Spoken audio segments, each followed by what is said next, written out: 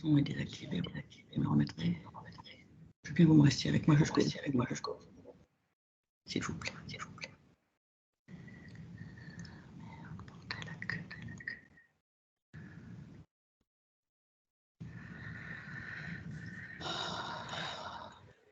Bon, bienvenue. On est ravis de vous retrouver. Attends, coupe ton son juste un instant. Non, ton son. Mathieu, vous me voyez, Mathieu? Alors, Cécile Desprairies. oui, bonjour Cécile. Bonjour Mathieu. Alors là, je ne vous vois pas, mais on pourra voir juste après ensemble si vous voulez. Et vous n'avez pas la webcam qui est ouverte. En tout cas, on a quelque chose de lumineux, mais...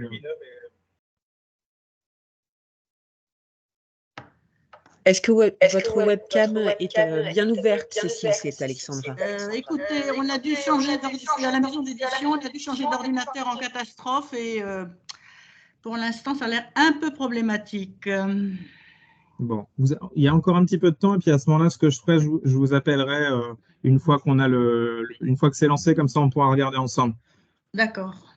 Bon. Merci. Alors, bienvenue à tous. On est ravis de vous accueillir pour cette rencontre régionale Goncourt des lycéens à Nancy. Donc, forcément qu'on a été obligé de décaler en digital. On aurait aimé vous voir tous et les auteurs sont les premiers déçus naturellement. Mais au vu du contexte des grèves, ça permet de pouvoir maintenir cet échange qui est très important pour vous et pour les auteurs. Quelques mots pour vous dire que cette année, vous participez à la 36e édition du prix Goncourt des lycéens. Vous êtes juré d'un prix qui peut changer une vie, qui peut changer la vie d'un auteur. Le prix Goncourt des lycéens, c'est le deuxième prix français, le deuxième prix littéraire français. Et donc, vous êtes chacun et chacune juré de ce prix. On va mettre en avant vos avis, vos prescriptions, vos coups de cœur. Comme je le dis souvent, vous avez le droit d'aimer ou de ne pas aimer un livre, mais ça va être votre sens critique qui va être sollicité tout au long de ce marathon de lecture, parce que 16 livres en 2 mois, c'est énorme, mais on vous fait confiance et on sait que vous allez découvrir de bien belles choses. Les valeurs du prix, voilà, c'est la 36e édition, il a été monté par 2 personnalités, un professeur et quelqu'un qui travaille à la FNAC, un libraire de la FNAC, en 1988. Si j'ai une bonne nouvelle, on vous voit. Bon, mais c'est une très bonne nouvelle, merci. Et donc, ça part d'une aventure humaine qui, après, a tellement plu que ça a grandi jusqu'à devenir un prix national reconnu. Et donc là, aujourd'hui, vous allez pouvoir poser les questions aux auteurs qui sont à votre disposition, les auteurs qui font le Tour de France pendant 2 semaines. C'est qu'en fait, ils font 7 dates un peu partout en France et qui sont ravis d'échanger avec vous. Mais sans plus attendre, je vais laisser la parole à Frédéric et à Vincent Delecroix qui vont ouvrir pour commencer cet échange. Donc, au niveau de l'organisation, donc on a un lien le matin. C'est quoi, on a un lien le matin et un l'après-midi. Et comme ça permet après qu'on se retrouve à 13h45 par la suite pour l'après-midi, une fois que nos 5 talentueux auteurs du matin auront pu échanger avec vous. Frédéric, je te donne la parole, voilà, qui va vous expliquer un petit peu comment va se dérouler la journée. Et bonne rencontre à tous. Merci. Le son de votre micro est désactivé, je vous dis. Sinon, je vous emmène un casque. Ce que vous voulez, mais moi, j'entends rien et je ne suis pas sûre qu'on m'entende. Ah, voilà. Nous sommes à vendredi 13. Si c'est parce que nous avons 13 auteurs aujourd'hui, mais en tous les cas, s'il y a un malin là-dedans, il s'est glissé un petit peu. Ceci étant, à quelque chose malheur et bon, vous verrez dans la deuxième rencontre de la matinée, nous irons jusqu'au Mexique, chose qui n'était pas forcément prévue au départ. C'est quand même un bon côté dans cette particularité que nous avons aujourd'hui pour discuter ensemble. Alors, ça va se passer ainsi. Les 5 invités de ce matin sont Vincent Delecroix pour Naufrage, publié chez Gallimard. Ensuite, il y aura Gaspard Koenig pour Humus, publié à l'Observatoire. Cécile Desprairies, La propagandiste, c'est au Seuil. Antoine Sénanque, Croix de Sand chez Grasset. Et L'Orgue Murat, pour Proust, roman familial, ça c'est publié chez Ah Robert bon? Laffont. À chaque fois, on essaiera de consacrer évidemment le même temps à chaque auteur pour prendre un certain nombre de questions.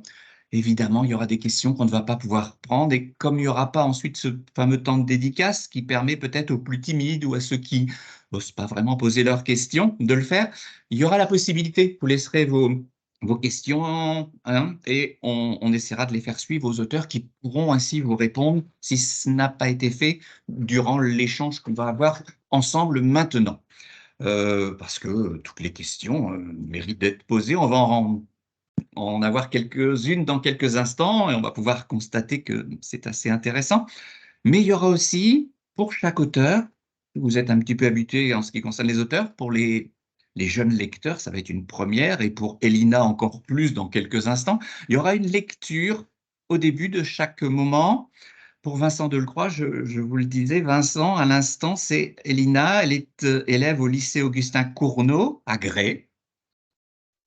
C'est un des 5 lycées d'aujourd'hui. Il y a aussi le lycée Notre-Dame Saint-Joseph à Épinal, il y a le lycée Jean Zay à Jarny, il y a le lycée Marguerite Yourcenar à Erstein et il y a le lycée Albert Schweitzer à Mulhouse qui donc participent à cette rencontre et qui vont se succéder. J'essaierai à chaque fois, je le leur ai dit, de les prévenir un petit peu hein, avant que vous ne répondiez à l'élève du lycée précédent de se préparer pour qu'on essaie de perdre le minimum de temps.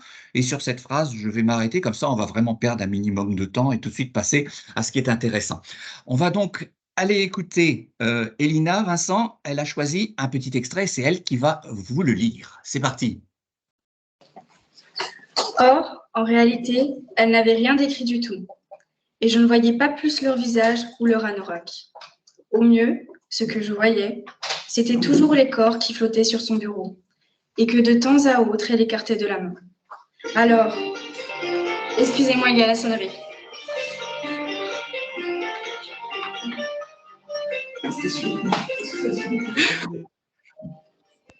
C'est quand même bien comme mise en scène. On croit vraiment que vous êtes au lycée, vous êtes sûr, on y croit à fond. Les décors super, les gens autour de vous, ils ont l'air de lycéens, et la sonnerie, c'est vraiment génial. Ouais, surtout la sonnerie. Hein. Moi, j'avais pas la même. Hein. Désolé, ouais, si, c'est le type. Ouais. Allez-y, mademoiselle. Merci. Au mieux, ce que je voyais, c'était toujours les corps qui flottaient sur son bureau, et que de temps à autre, elle écartait de la main. Alors, oui, c'est agaçant, lui ai-je répondu posément. Oui, c'est agaçant quand il vous appelle 15 fois pour répéter la même chose, que vous avez très bien comprise la première fois, et que vous-même avez répété 15 fois la même chose que, en revanche, il ne semble toujours pas comprendre. Et ce n'est pas la peine d'ironiser là-dessus. Les gens qui continuent à appeler au secours quand on est en train de les secourir, ça agace. Même les pompiers, et en général, les pompiers finissent par demander qu'on se calme, ou même qu'on se taise, pour les laisser faire leur boulot. Vous diriez qu'ils sont inhumains? Et c'est agaçant aussi, parce que toutes les nuits ça recommence, et qu'avant de mettre leur foutu coque de noix à la mer au coucher du soleil, ils pourraient y réfléchir à 2 fois. Alors, je veux bien me préoccuper de leur sort immédiat, mais il ne faut pas me demander en plus d'imaginer leur peine, ni d'ailleurs de le faire de bon cœur, parce que, encore une fois, le cœur, l'âme n'ont rien à voir là-dedans. Merci. Merci beaucoup. Merci beaucoup. Dans ce lycée, à Grès, ensuite on ira à Épinal, et c'est Claire qui vous pose une première question, Vincent. Alors, pourquoi avoir choisi le point de vue de l'accusé?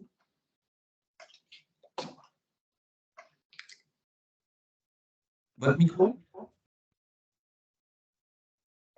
Ouais, voilà, là c'est mieux Voilà, c'est hein, bon. quand même. Voilà. Bon, bonjour à toutes et à tous. Merci de m'accueillir. Enfin, virtuellement, en tous les cas, c'est effectivement très frustrant de ne pas vous voir en vrai et de pas être là, mais je vais essayer de répondre à ces questions le plus naturellement possible, même si le dispositif est un peu, enfin moi à dire vrai, comme je suis enseignant. J'ai fait ça pendant 1 an et demi. Je peux vous dire que j'en ai soupé du Zoom et de la visio, mais je vais quand même essayer de vous répondre. Alors oui, c'est une question extrêmement importante Et c'est même la question la plus importante en réalité pour déterminer ou définir ce roman.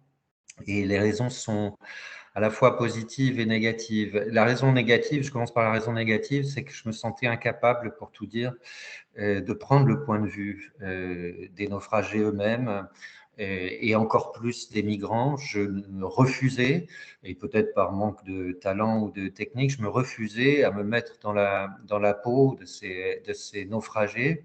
Alors évidemment, il y a la partie centrale qui est extrêmement importante pour moi, et qui est la description la plus objective, sans pathos, sans lyrisme, la plus froide possible, pardon pour le mauvais jeu de mots, mais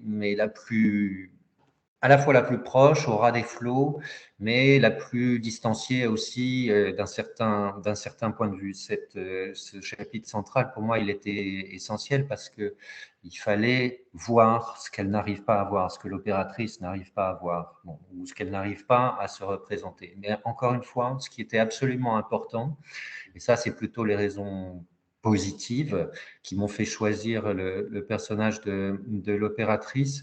Ce qui m'intéressait, c'était tout simplement d'essayer de comprendre comment on peut en arriver là, comment on peut faire ça, comment on peut dire des choses comme ça. Ce qui a donné l'impulsion à mon roman, c'est tout simplement la lecture des journaux et à la fois le récit des faits qui sont effroyables, mais qui sont aussi malheureusement d'une banalité consternante, donc le récit des faits et évidemment la retranscription des enregistrements, puisque comme vous le savez, si vous avez lu le livre, les propos entre l'opératrice et c'est ce qu'elle dit dans l'extrait que vous avez lu, les propos entre l'opératrice et les naufragés ont été enregistrés. Et il y a des phrases dans ces propos qui m'ont particulièrement choqué. Et moi, la question que je me suis posée, une fois, j'allais dire, l'effroi surmonté, c'est comment on peut dire des choses pareilles, comment on peut faire ça, comment on peut laisser périr des gens alors que votre métier, c'est de les sauver, comment on peut en arriver là. C'était cette question-là qui m'intéressait. Et je me suis aperçu qu'elle m'intéressait parce que tout simplement, c'est une question qui se pose à nous également. Parce que, comme elle le dit, elle n'est pas la seule à regarder le naufrage. Nous regardons le naufrage tous les jours. Nous regardons toutes sortes de naufrages. Nous sommes confrontés à toutes sortes de naufrages. Et la question, c'est de savoir ce qu'on fait ou ce qu'on ne fait pas, ce qu'on dit ou ce qu'on ne dit pas. Et de m'arrêter donc à cette figure qui, au premier abord, une figure monstrueuse, parce que le premier réflexe, le jugement moral immédiat, c'est de dire c'est monstrueux, c'est un monstre. Ben non, c'est pas un monstre. Ou alors, il y a beaucoup de monstres ordinaires, ce dont je suis par ailleurs persuadé, mais qu'est-ce que c'est? C'est trop facile de dire que c'est un monstre. Et voilà, c'est ce personnage-là qui, du coup, m'intéressait en surmontant évidemment le jugement moral immédiat, parce que ce jugement, il est trop facile, il est trop confortable. Et puis c'était ça, et je vais arrêter de tenir le crachoir trop longtemps, mais c'était ça qui motivait la fiction proprement dite. Parce que mon but, c'était pas de décrire les choses telles que les journaux les rapportaient. Les faits, on les connaît, enfin, on en connaît une grande partie, c'est une chose, mais essayer de comprendre, essayer de voir ce qui se passe, c'est ça le potentiel ou la puissance de la fiction. Et c'est comme ça que le roman, proprement dit, commence. Merci Vincent. C'est d'autant plus intéressant ce que vous venez de dire qu'on voit l'actualité rattraper les propos qui inquiètent beaucoup l'armée. Je laisse les lycéens avec leur pouce sur leur téléphone, ils vont trouver ça 1000 fois plus vite que moi, ils vont comprendre la particularité qu'a ce roman avec l'actualité. On va aller écouter la question de Lisa et ensuite on dira à Mulhouse. Écoutez la question d'Anfred. Lisa tout d'abord.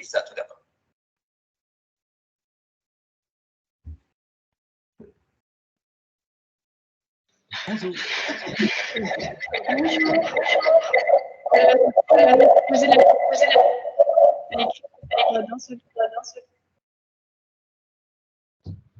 Alors, pardonnez-moi, mais je n'ai rien entendu. Je voulais vous poser la question dans ce livre. Est-ce que quoi? Pardon? Est-ce que vous vouliez écrire ce livre?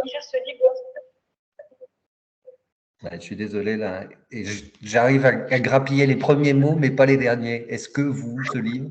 Je pense que, Vincent, pour que vous puissiez entendre les questions, il faut que vous éteigniez votre propre micro le temps de la question. Pas facile, mais… Allez-y, Avez-vous Lisa. écrit ce livre d'un seul coup? Avez-vous écrit ce livre d'un seul coup? Ça y est, j'ai trouvé, j'ai compris, j'ai entendu. C'est formidable. J'espère que vous m'entendez mieux que ce que moi je vous entends. Bonjour à vous aussi et merci pour la question. Oui, je l'ai écrit d'un seul coup, je l'ai écrit assez rapidement, à dire vrai, je l'ai écrit en 3 semaines, le livre. D'abord parce que j'étais un peu sous le coup de cette émotion, mais même si c'est une très mauvaise raison, en général, il ne faut pas écrire sous le coup de l'émotion, mais parce que je pouvais écrire ce livre en continu, d'un seul jet. Comme vous l'aurez remarqué, il y a une construction, il y a trois parties, 3 chapitres. Il y a le chapitre central dont je parlais à l'instant, qui est encadré par la parole de l'opératrice. Et en fait, il fallait que j'épouse le plus continuellement possible, sans m'arrêter, cette espèce d'abord de dialogue, puis de monologue intérieur, où ce dialogue qui se transforme en monologue intérieur de l'opératrice. Et c'est la raison aussi pour laquelle les phrases, comme vous l'aurez remarqué, les phrases sont d'une certaine manière le moins morcelées possible, ou très morcelées, mais prise dans une espèce de flot, de continuité qui est tout simplement le flot de la réflexion, du désarroi, qui peut être complètement incohérent, mais qui est continu. Et pour parvenir à épouser cette espèce de flux de conscience, voilà, il fallait que j'écrive continuellement et le plus rapidement possible, quitte évidemment à revenir et à retravailler considérablement sur le premier jet. À dire vrai, ce qui m'a posé le plus de problèmes, c'est la partie centrale, parce que précisément, elle est extraite ou elle est indépendante de ce flux de paroles. Et là, il fallait me retirer de moi-même en quelque sorte pour essayer d'apercevoir cette situation. Mais l'essentiel, c'était de l'écrire le plus rapidement possible, en tout cas pas perdre le fil. On va donc aller à Mulhouse et ensuite on ira à Jarny. Alors peut-être à Mulhouse, il n'y a pas de caméra parce qu'il y a des droits à l'image qui sont un petit peu compliqués, mais bon, de toute façon, je pense qu'on va entendre la question si vous coupez votre micro. On écoute donc la question de Mulhouse. Bonjour. Bonjour. Ma question, c'est comment jugez-vous le comportement du personnage principal? Alors, c'est une question très embarrassante, mais j'aurais envie de vous la retourner. Et vous, comment vous le jugez? Comment vous jugez ce comportement? Parce que le but du roman, je ne sais pas s'il y a une vocation spécifique, mais le but du roman, c'est d'introduire un certain trouble dans un jugement moral immédiat, comme je le disais tout à l'heure. C'est-à-dire que la réaction première, c'est effectivement celle de l'effroi et de l'indignation, qui consiste à dire mais comment est-ce que c'est possible? Comment est-ce qu'on peut faire ça? Et moi, mon but, en pénétrant dans cette conscience et en me mettant dans cette situation, c'était d'essayer d'introduire un trouble dans ce jugement trop commode et de le suspendre en quelque sorte et de regarder. Et donc, à dire vrai, bien sûr que j'ai des convictions, bien sûr que je porte un jugement moral sur son attitude, et du reste, il va y avoir aussi un jugement judiciaire, hein, un traitement judiciaire et qui mettra tout simplement à plat sa responsabilité ou leur responsabilité, parce qu'elle n'est pas la seule mise en cause. Hein. C'est un peu trop facile de lui faire porter le chapeau également. Moi-même, j'ai un jugement, bien sûr.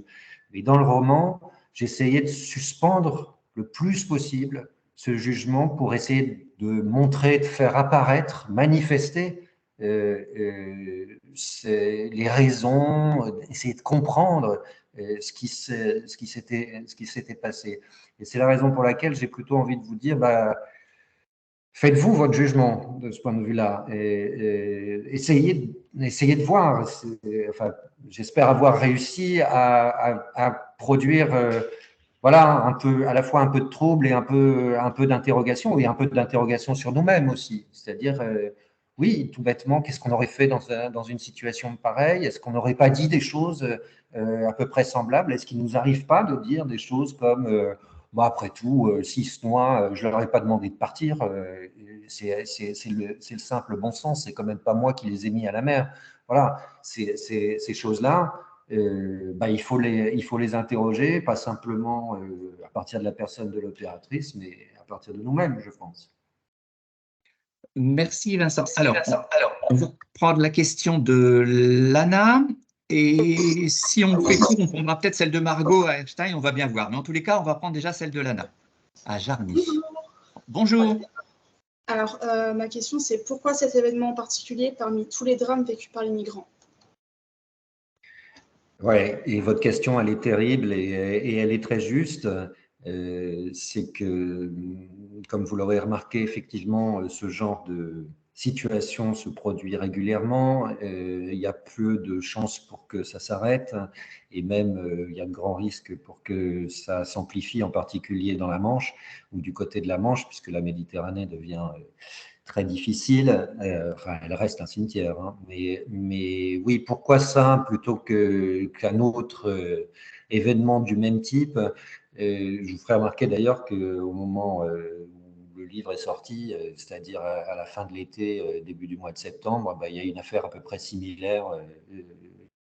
Voilà, à peu près similaire, et avec d'ailleurs des conséquences judiciaires à peu près similaires, puisque là aussi, il y a une enquête pour non-assistance à personne en danger. Mais évidemment, ce qui m'a arrêté ici, c'est les faits eux-mêmes, c'est-à-dire, encore une fois, pas simplement le fait du naufrage lui-même, mais l'inaction des personnes qui sont censées secourir, tout simplement. Et donc, pourquoi ils agissent plus? C'est pas simplement de l'incompétence, c'est pas simplement ça peut être tout simplement de l'indifférence, de la lassitude, tout ce qu'on voudra. Donc, ces faits-là. Et puis, je suis romancier, je suis philosophe, donc c'est les paroles aussi qui m'ont arrêté et qui m'ont peut-être arrêté en premier lieu. Ce qui est différent, en tout cas dans ce cas-là, c'est que là, on a les enregistrements. Et là, on a entendu ce qu'elle dit. Et là, c'est effectivement, j'allais dire, une autre dimension. C'est ce qu'elle dit d'ailleurs dans le roman. C'est-à-dire que ce qu'on lui reproche, peut-être à juste titre, encore une fois, hein, mais d'ailleurs sans doute à juste titre, et ce qu'on lui reproche, c'est pas simplement de ne pas avoir envoyé les secours ou d'avoir fait preuve de mauvaise volonté, c'est d'avoir dit ce qu'elle a dit. Et en même temps, ces paroles sont d'une atroce banalité. Encore une fois, comme je le disais tout à l'heure, peut-être que tout un chacun les aurait prononcées, et peut-être que, je ne sais pas moi, si vous enregistrez des conversations de médecins dans un bloc opératoire, vous entendrez des propos qui vous paraîtront particulièrement choquants, tout simplement parce que voilà, il faut se détendre, il faut relâcher la pression, et on plaisante sur des cas qui sont absolument sinistres. Bon, et dans ce cas-là, voilà, on pourrait dire de cette personne, c'est la même chose, et elle se trouve piégée par des enregistrements. Mais en tous les cas, c'est cette parole. Pour qu'elle ne soit pas déçue, on va prendre la question de Margot très vite. Et une réponse très rapide aussi, hein, Vincent. Margot, à Einstein. On vous écoute.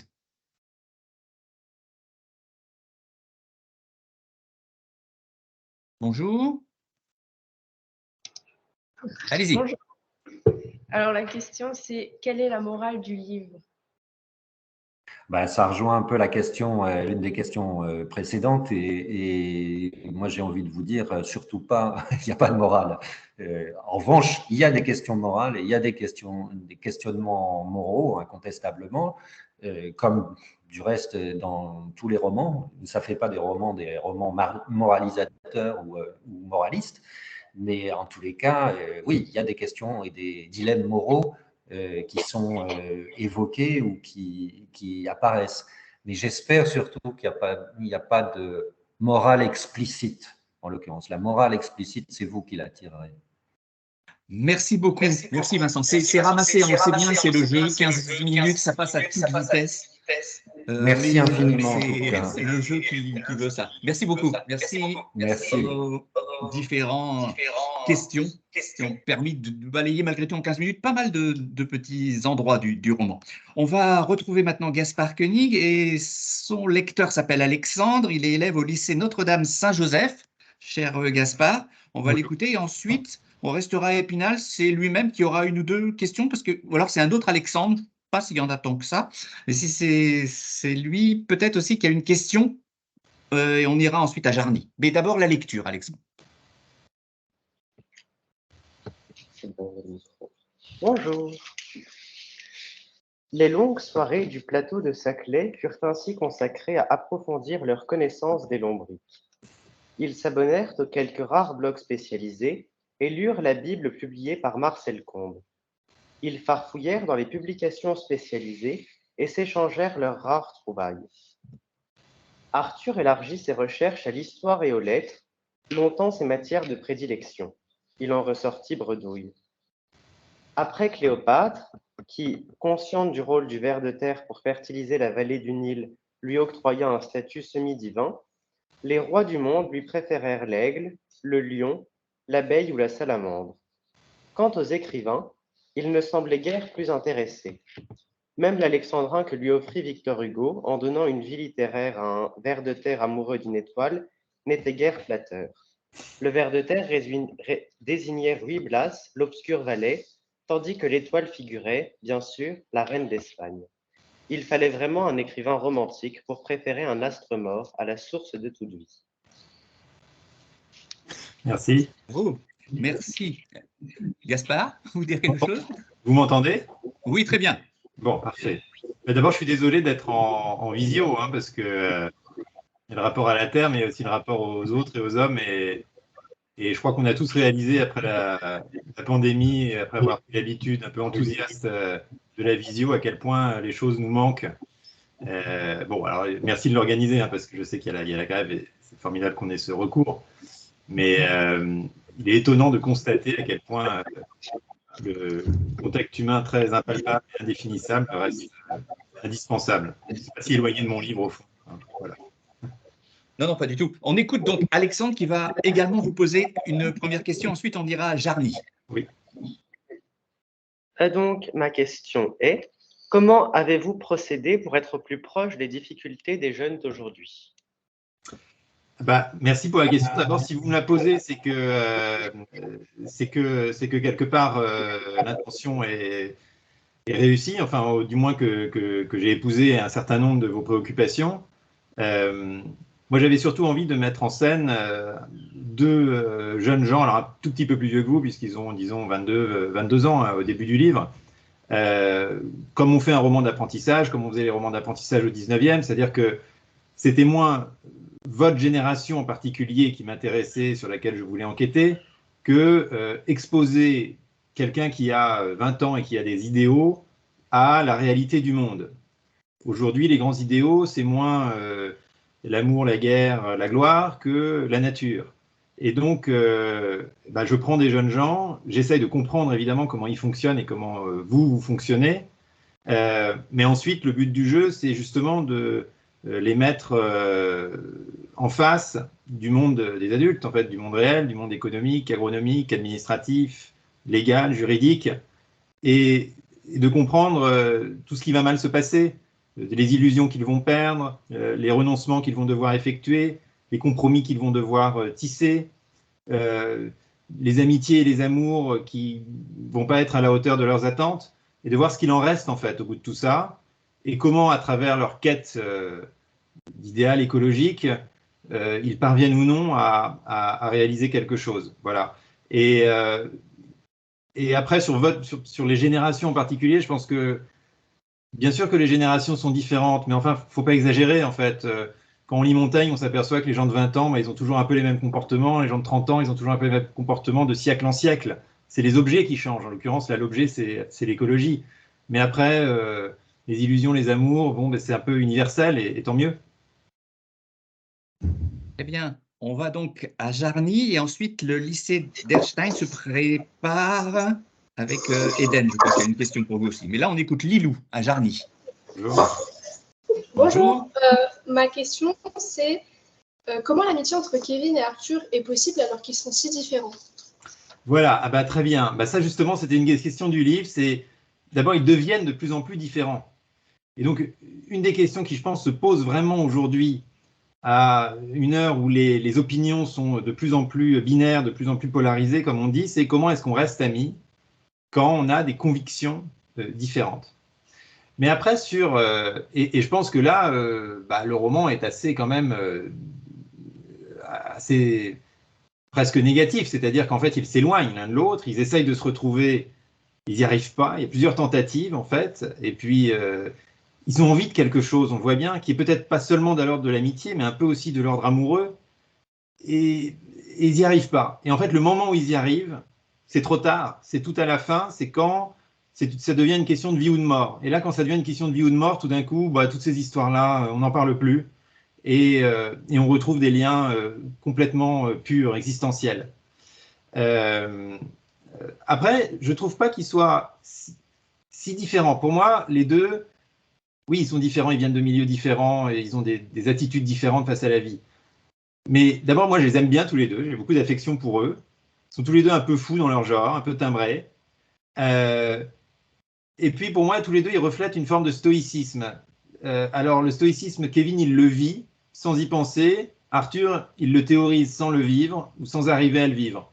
Mais enfin, ils ont une manière quand même de détachement par rapport au monde qui est pour moi une forme de sagesse intéressante. Et puis aussi, tous les deux, ils vont jusqu'au bout de leur démarche, de leurs idéaux, de leur logique. Et ils suivent une logique assez spectaculaire l'un et l'autre. Et donc, voilà, quelque part, ça les rapproche.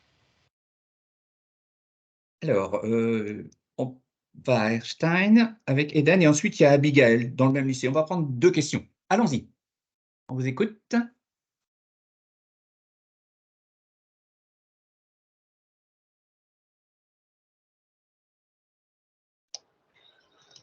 La question, c'est pouvez-vous expliquer pourquoi la fin de votre roman est déconcertante?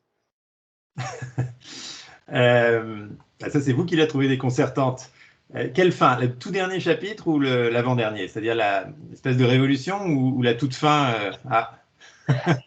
il y a un petit doute là. Bon, je vais vous répondre quand même.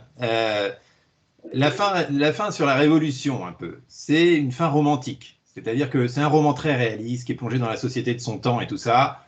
Et à la fin, et l'écrivain et le lecteur, on se détend et puis on se laisse un peu aller, on va jusqu'au bout de quelque chose et on imagine une scène un peu délirante.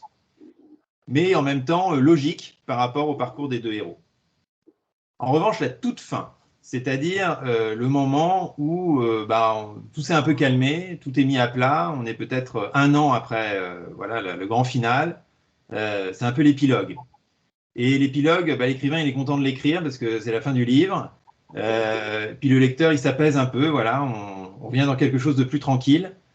Et pour moi, l'épilogue, il porte un peu la morale du livre, si tant est qu'il y ait une morale, en tout cas le message, c'est que au fond, je trouve que les deux héros, autant ils échouent dans leurs grands rêves, autant ils réalisent quelque chose en plus petit. Kevin, finalement, il accomplit son destin, qui est d'être un magnifique vagabond dans sa petite camionnette. Et puis finalement, il fait quelque chose de bien. Il vend ses vermicomposteurs. Alors, c'est beaucoup plus modeste que son ambition originelle, mais au fond, c'est peut-être plus efficace.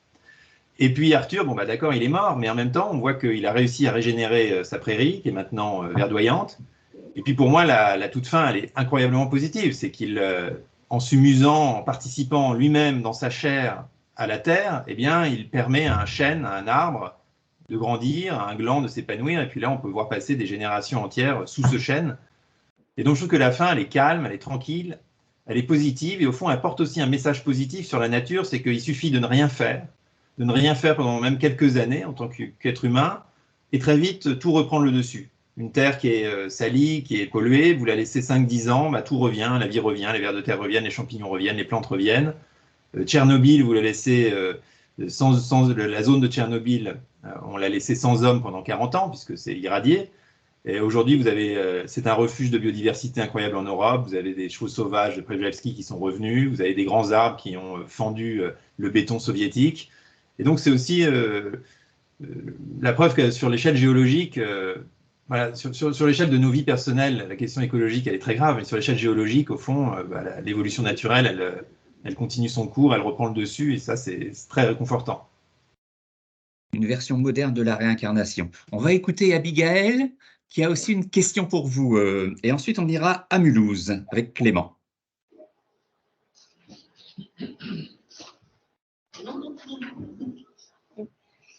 Bonjour, ma question c'est, avez-vous cherché à faire un lien avec des faits d'actualité? Avez-vous, pardon? Chercher à faire un lien avec des faits d'actualité. Oui, alors c'est un roman qui est très ancré, alors peut-être pas dans l'actu au sens de l'info immédiate, mais qui est très ancré dans la société réelle. Et donc, j'ai voulu illustrer ça par différents petits épisodes qui sont complètement ancrés dans notre actualité et qui sont inspirés ou même complètement empruntés à notre actualité. D'abord, le roman commence avec la scène, le deuxième chapitre met en scène les bifurqueurs, donc ces gens qui, quand on leur remet leur diplôme à AgroParisTech, en l'occurrence l'année dernière, on fait un peu scandale en disant qu'eux, ils ne vont pas travailler dans les boîtes dans lesquelles on leur demande de travailler, que d'ailleurs ils refusent leur diplôme, qui décrochent, qui vont faire autre chose, qui vont faire des fermes autogérées et tout ça. Bon, ça, c'est mis en scène dans le livre, c'est vraiment c'est un fait qui a été très marquant dans l'actualité l'année dernière. Il y a des personnages aussi réels qui apparaissent, juste pour donner du réalisme au roman. Hein. Thomas Pesquet, il arrive, alors ça fait rire tout le monde, c'est super. Mais c'est aussi parce que voilà, c'est un astronaute, donc c'est évidemment tout l'inverse de quelqu'un qui s'intéresse au sol, c'est quelqu'un qui regarde le ciel. Et puis, bon, comme c'est un ami, j'avais envie aussi de me moquer un peu de lui, pourquoi pas, gentiment. Mais voilà, ça participe à une mise en scène qui rend le roman normalement très réaliste. Et donc, effectivement, avec de l'actualité. Il y a aussi une dernière actualité, si j'y pense, c'est que je mentionne la loi qui rentre en vigueur au 1er janvier de l'année prochaine, 2024, qui maintenant va obliger les municipalités et les ménages à trier leurs déchets organiques, c'est-à-dire que toutes vos épluchures de patates, il ne faudra plus les mettre dans la poubelle noire, il faudra les mettre ailleurs pour pouvoir les composter, les méthaniser, etc. Et ça aussi, c'est le point de départ un peu de l'imaginaire économique de Kevin qui dit « Ah, bah du coup, il va falloir proposer des solutions industrielles pour les villes, pour les ménages. » Donc oui, il est très ancré dans le monde d'aujourd'hui. Oui. On va à Mulhouse et on va écouter Clément. Bonjour, ma question c'est qu'est-ce qui vous a inspiré pour le développement et les traits de caractère des personnages principaux? Qu'est-ce qui m'a inspiré? Forcément, on met un peu de soi dans chacun des personnages. Chez Arthur, il y a évidemment toute une espèce de... Voilà, Arthur, il a beaucoup lu de philosophie. Moi, j'étais prof de philo avant, donc c'est évidemment quelque chose que je maîtrise et dans lequel je me retrouve assez facilement. Et donc, je lui mets ça dans la tête. Mais en même temps, je me suis forcé avec Kevin à prendre un personnage qui, lui, ne me ressemble pas du tout, qui me fascine quelque part. J'aimerais bien être Kevin, mais j'ai jamais réussi à l'être. Et donc là, je me suis vraiment transporté dans quelqu'un d'autre. Quelqu'un de différent de moi, qui a une autre sexualité, une autre manière de vivre, d'autres origines, d'autres rêves, mais que j'admire beaucoup, qui a cette forme d'ouverture à la vie, de douceur, de tranquillité, qui se laisse porter. Alors à la fin, il est agaçant, parce qu'il se laisse trop porter, on dit « mais vas-y, réagis, là, tu vois bien qu'il y a un problème ». Je pense qu'à un moment donné, il énerve vraiment le lecteur, puis à un moment donné, effectivement, il réagit, il démissionne, et là, il y a une forme normalement, de soulagement. Donc on met forcément un peu de soi dans les différents personnages, mais bon, pas trop. Et puis après, justement, on se permet de combiner ça avec d'autres gens qu'on connaît, et surtout pour les personnages secondaires, qui sont des mix de personnages que j'ai pu fréquenter dans la ruralité, ou au contraire, si on pense aux scènes dans les cabinets ministériels ou dans les startups d'acteurs de la vie politique et économique que j'ai aussi fréquenté. Et il y a un point spécifique, c'est que le personnage de Philippine, qui est évidemment très antipathique, est totalement calqué, en grande partie calqué sur Elizabeth Holmes, qui est la fondatrice de Theranos, qui a été un grand scandale dans la Silicon Valley, parce que c'était la première femme à monter une start-up licorne, etc. Puis on s'est aperçu que c'était une grosse fraude, qu'elle a mis la vie des gens en danger, et aujourd'hui elle est en prison. Et à la fois dans ses traits physiques et dans ses traits de caractère, je me suis beaucoup inspiré d'elle, j'ai lu des bouquins sur elle, notamment Bad Blood, du journaliste qui avait levé le scandale. Voilà. aller à Grey pour la dernière question. Je ne l'annonce pas toujours, hein. Je fais un métier difficile parce que je ne veux pas décevoir, mais là, on a du temps un petit peu. Donc, Johan, à Grey va vous poser une dernière question, Gaspard. Oui.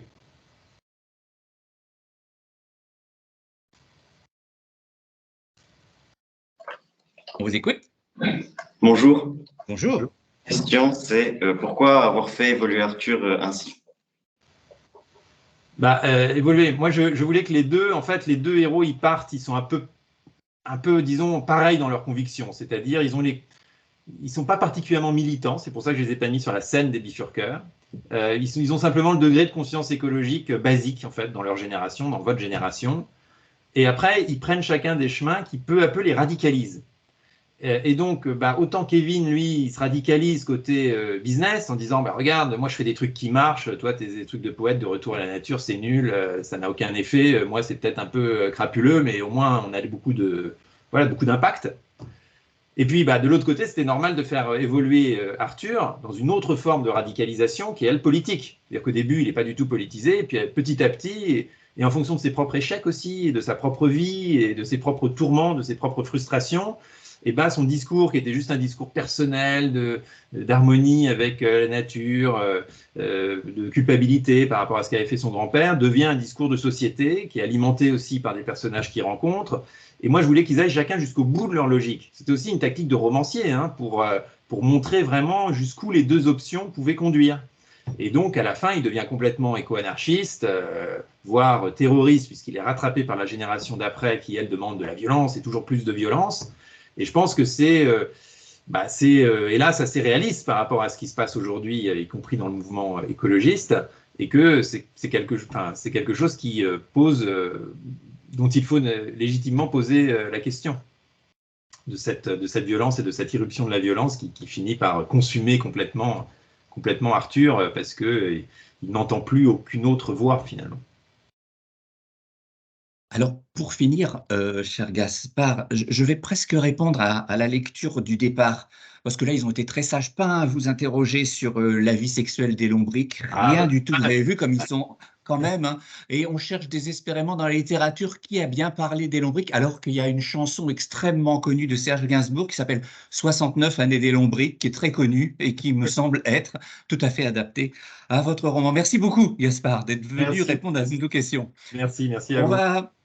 On va passer à Cécile Despéry qui signe la protagoniste. C'est publié au Seuil. Oui.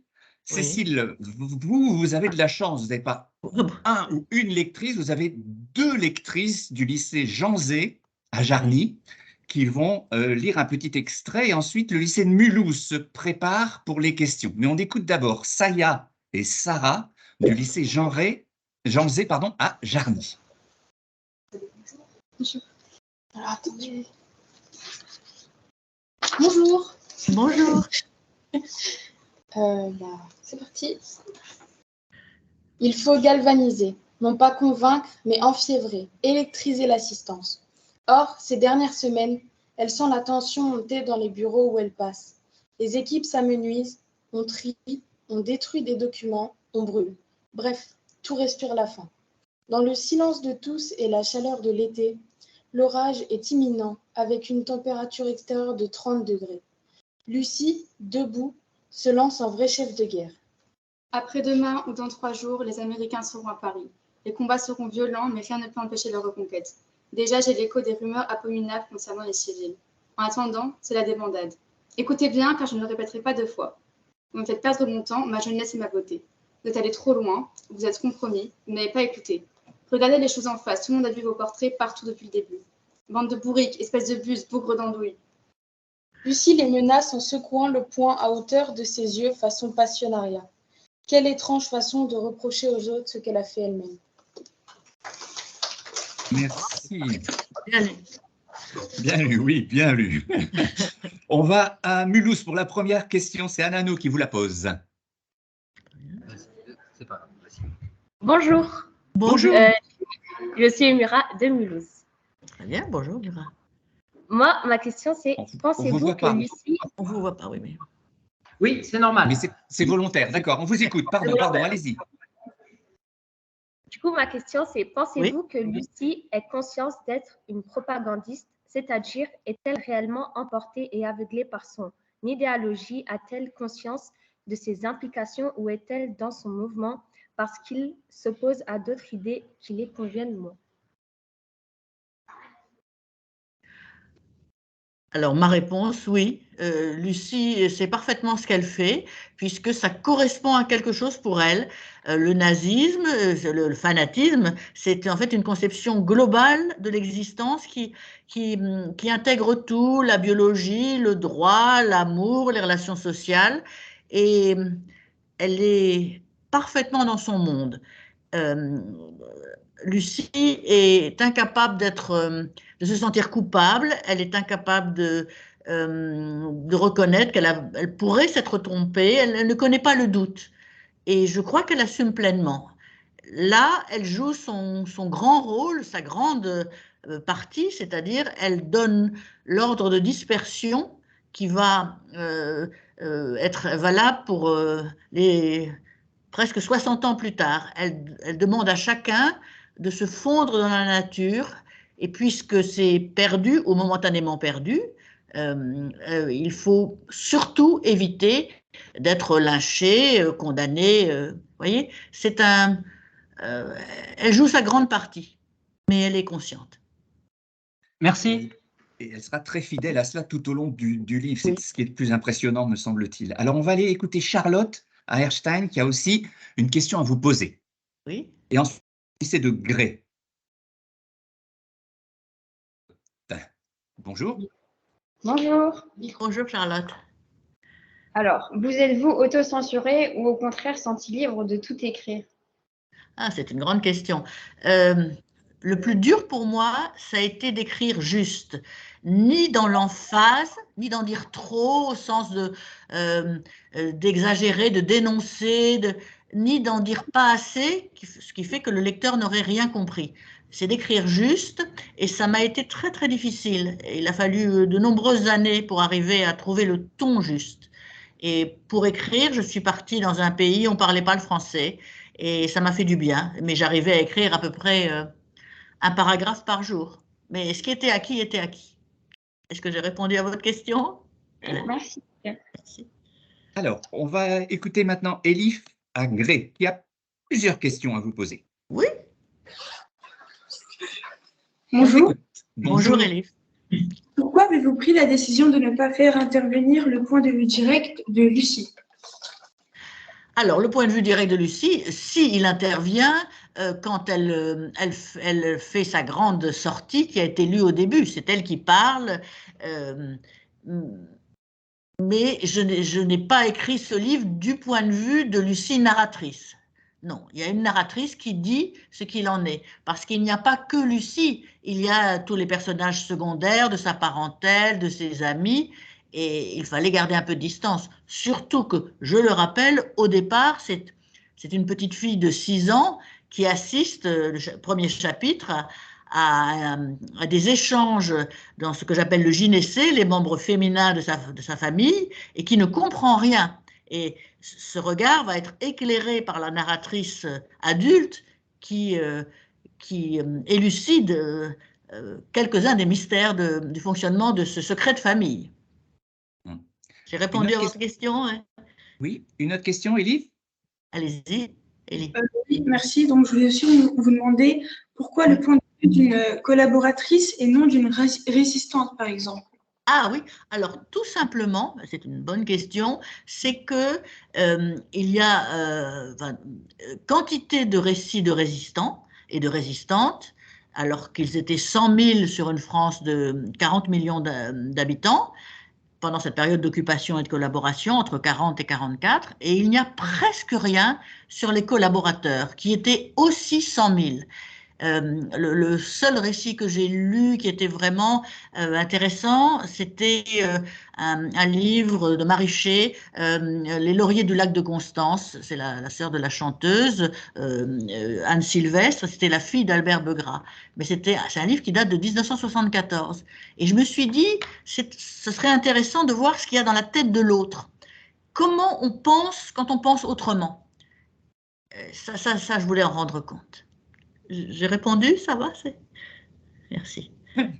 Et est-ce qu'on peut prolonger ça pour l'ensemble des lycéens qui vous écoutent et qui peut-être ignorent que vous êtes historienne? Et pourquoi l'avoir prolongé sous la forme d'un roman, Cécile? Qu'est-ce que cela vous apportait de le faire sous cette forme-là au regard de ce qu'est votre carrière, de ce que sont vos essais, vos recherches par ailleurs? Oui, je vous remercie. C'est une très bonne question. Oui, mais moi je suis entraîné, c'est pas pareil. Posé, non, sérieusement. Je suis historienne, bien sûr, et je me suis, dans un premier temps, ça m'a pris une bonne quinzaine d'années, occupée, si j'ose dire, me suis intéressée au lieu de l'occupation et de la collaboration, parce que ça, c'est une chose intangible. Tel immeuble, qu'était-il avant, qu'était-il pendant, qu'était-il après? Les lois de Vichy, les ordonnances allemandes, les ordonnances nazies, les images de propagande. Et une fois que j'ai tout un peu, je n'ose pas dire bétonné, mais c'est-à-dire que j'ai créé le cadre, je me suis autorisée à m'intéresser à l'humain. Parce que l'humain, c'est difficile. Les hommes et les femmes, c'est beaucoup plus difficile parce que c'est pas tout blanc ou tout noir. Il me fallait créer un cadre. Et donc, je suis une historienne qui a écrit un roman. Et je ne pouvais qu'écrire un roman, parce qu'il y a un moment où il n'y a que la fiction qui peut rendre compte de toutes les nuances de ces personnages. Est-ce que j'ai répondu? Alors, oui, parfaitement. On écoute donc Sarah à Jarny qui a une question pour vous. Bonjour Sarah. Bonjour Sarah, c'est à vous. Donc, ma question, c'est... Allez-y. Est-ce que avoir affiché l'idéologie pro-nazie vous a été reproché ou vous a valu des critiques pour l'avoir mise en avant? Ah, écoutez, chacun est libre d'écrire, de ne pas écrire, et j'espère qu'on me laisse cette liberté. Au contraire, j'ai eu beaucoup de lecteurs qui m'ont écrit en me disant que bravo pour le chemin. C'est sûr que c'est un peu atypique, mais je voulais écrire quelque chose d'atypique. D'accord. Merci Sarah. On va écouter une question d'Adrien à Épinal.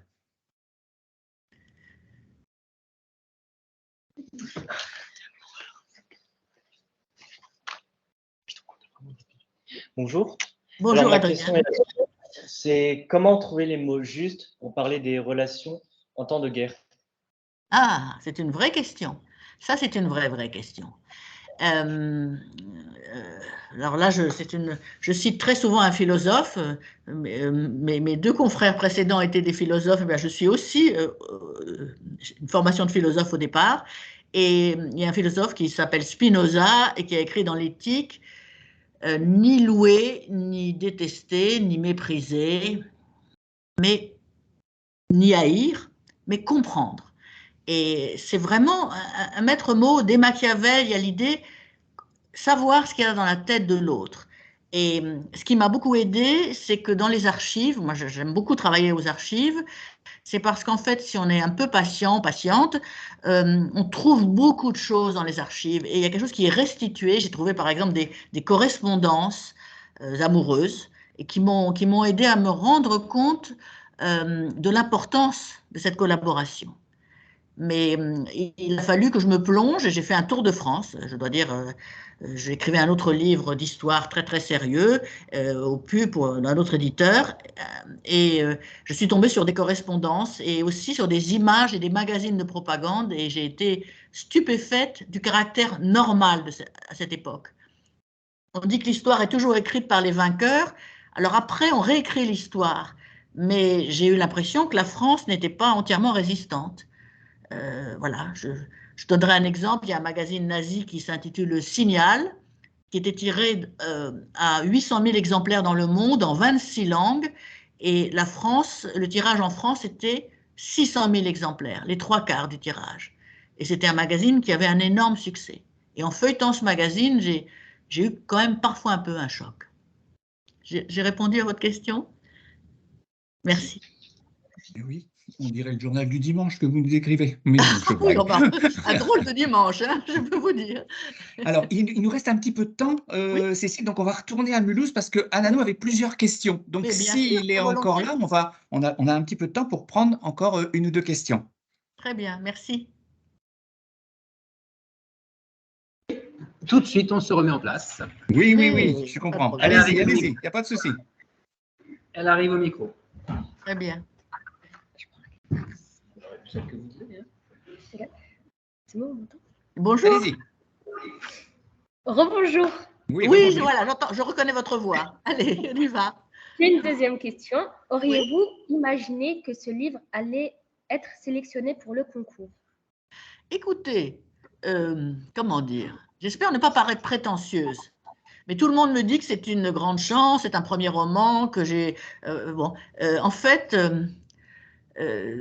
j'ai tellement travaillé sur ce roman que ça m'est apparu naturel. Mais c'est très prétentieux de dire ça, mais je l'avoue, je trouve que…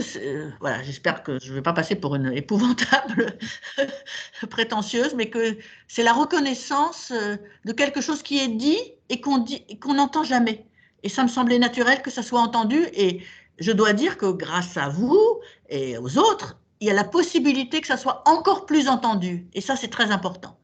Voilà. Je suis aussi prof par ailleurs et je sais ce que c'est. Voilà. J'ai répondu à votre question. Oui, oui. Vous aviez encore une question? Vous avez Allez-y, allez-y. Oui. Oui, allez-y. Allez-y. On a encore 3 minutes. Voilà. Allez-y. Oui, oui.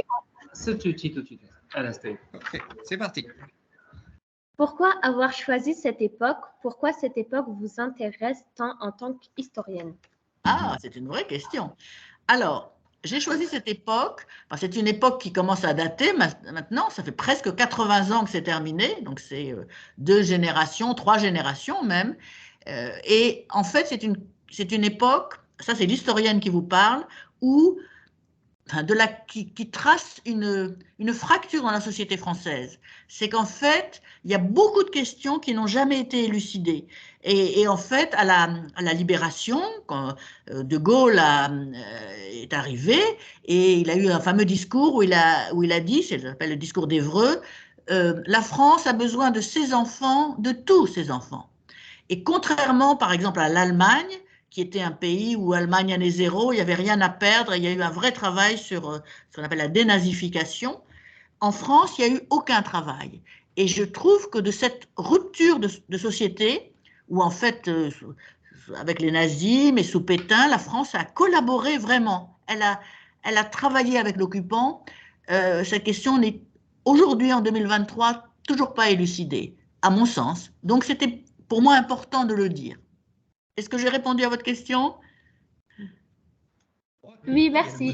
Moi, je vous en prie. Elle vous a écouté attentivement Mais et, oui, et à chaque fois, les réponses sont extrêmement intéressantes. J'en ai une dernière pour finir, si vous le voulez bien, Cécile, parce que moi, j'ai été fasciné, je dois bien le dire, par cette façon dont ces femmes sont restées bloquées dans le temps, comme la guerre, cette extraordinaire descente d'un tapis rouge magnifique pour ces femmes à ce moment-là, c'est rutilant, ça brille de partout, et comment ensuite elles sont comme figées dans le temps, comme si le reste n'existait pas et glissait sur elles. C'est ça qui est rendu assez prenant dans le roman. Oui, je vous remercie. Le seul modèle que j'ai pu trouver, je le conseille aux lecteurs et lectrices, c'est le personnage de Miss Havisham dans Les Grandes Espérances de Dickens. C'est une femme qui vit, le temps est figé, il y a des toiles d'araignée, elle est arrêtée dans le temps. Et d'une certaine manière, ces femmes, tous les matins, elles réactivent leur pacte secret. Et elles traversent toute leur vie et elles vivent très longtemps et elles meurent toutes en même temps. Et ça, c'est le principe du secret, des secrets de famille. Et c'est pour ça que aussi j'incite mes lecteurs. Il y a un Sophocle, c'est dans l'Antiquité grecque, a écrit « Le temps voit tout ». C'est qu'un jour, quand même, les gens meurent et on peut parler. Ça, et j'incite chacun et chacune à cela. Merci beaucoup, Cécile. Merci beaucoup à vous aussi. J'étais contente de parler avec vous. Ça s'appelle La propagandiste et c'est publié au Seuil. Donc, on va essayer maintenant de rejoindre Antoine Sénan pour la suite de nos aventures. Il publie Croix de cendre. C'est publié chez Grasset. Il me semble d'ailleurs reconnaître beaucoup de volumes de chez Grasset dans son joyeux décor derrière lui, donc il doit être là-bas. Bonjour, monsieur Sénant. Alors, Bonjour. je vous annonce Bonjour. que votre lecteur s'appelle Gaspard. Il est du lycée Schweitzer à Mulhouse et on va l'écouter tout de suite. Ensuite, on ira à Erstein pour des questions. La première, ce sera d'Arthur, mais on écoute déjà Gaspard qui va vous lire un petit extrait de votre livre. Bonjour. Alors, j'ai choisi mon extrait à la page 28. Son heure était proche, son cœur de vieil homme le savait, la prière aurait bien mieux valu que le dévoilement de son passé. Mais la prière ne suffisait pas, les croix de sa mémoire y résistaient, veillant sur des grandes sépultures dont il devait à présent rendre le souvenir au monde. Il fallait percer cette mémoire comme un abcès, et pour cela, les Ave Maria n'étaient pas assez tranchants. Une vraie lame était nécessaire, aussi coupante que l'extrémité des plumes qu'il aiguisait chaque jour avant d'écrire. Aucun travail n'exigeait autant de sueur, mais aucune fatigue ne pouvait l'empêcher de l'accomplir. Demanderait-elle de consumer toutes les énergies de son corps, car dans sa mémoire survivait un monstre dont il devait se libérer sous peine de brûler en enfer pour 10 éternités. Il parcourut de l'index les premiers mots du texte. Depuis toujours, la peau de ses doigts était nécessaire pour déchiffrer les mots couchés. Des voix d'enfance reconnaît en lui « Tu ne sauras jamais lire ni écrire, Guillaume ». Cela remontait à ses premiers souvenirs d'école. Merci beaucoup. Merci Gaspard. Très bien lu. Alors, on écoute Arthur qui va vous poser la première question.